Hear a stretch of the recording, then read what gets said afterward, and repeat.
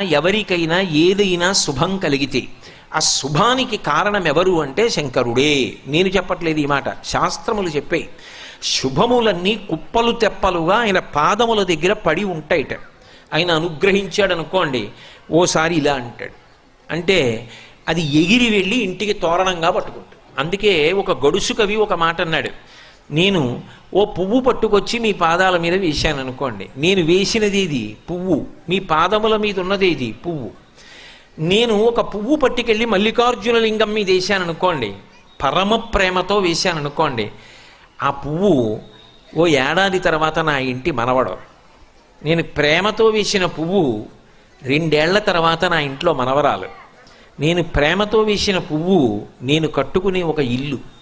నేను వేసిన పువ్వు నాలో కలిగేటటువంటి భక్తి.